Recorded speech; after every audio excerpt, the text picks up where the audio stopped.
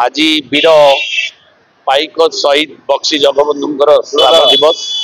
यही अवसर में सारा ओडिशावासी को हार्दिक अभिनंदन जनाऊँ। सबुठ बड़ कथा ये पाइक जाति गोटे सबुठ गर्वर दिन आज त्याग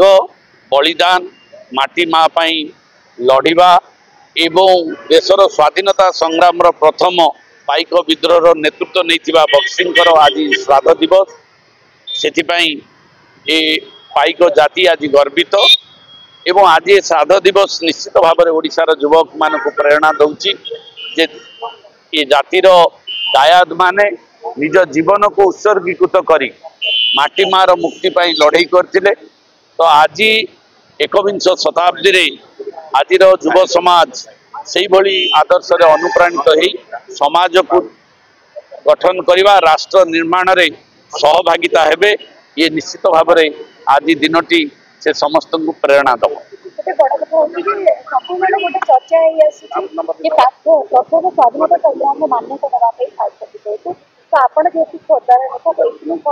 निश्चित भाव में आम सरकारी स्तर में मान्यता चाहूँ एवं केंद्र सरकार पाखे राज्य सरकार पाखे दाबी किसी कांश केंद्र सरकार को ग्रहण कर पाइक विद्रोह 200 वर्ष जो पालन है केंद्र स्तर में पालन करागला सेटा को प्रथम स्वाधीनता संग्राम में मान्यता चाहूँ। मान्यता सरकारी स्तर में बड़ कथा नुहे सबुठ बड़ कथा हूँ जन समाज पाखे ओडिशावासी पाखे भारतवासी पाखे जो परिचय सेटा निश्चित भाव में अच्छी इंग्रेज विरुद्ध में जो प्रथम आंदोलन होता ओडिशारू एवं खोर्धा गड़रू होता इतिहास को केबे किए काटी पार किए मान्यता पाइबा न पाइबा गोटे बड़ कथा नुह किंतु इतिहास को तो आम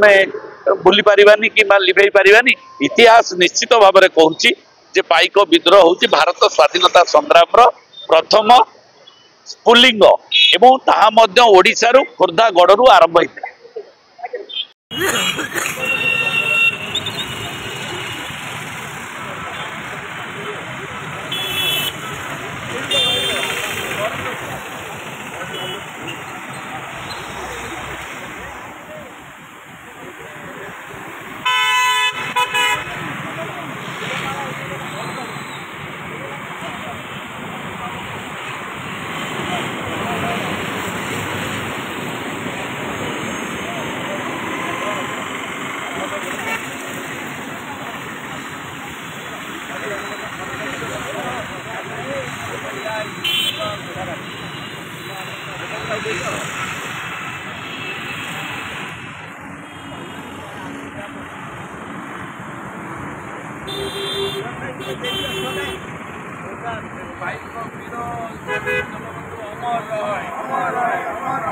पाइक वीर बक्सी जगबंधु अमर रहे।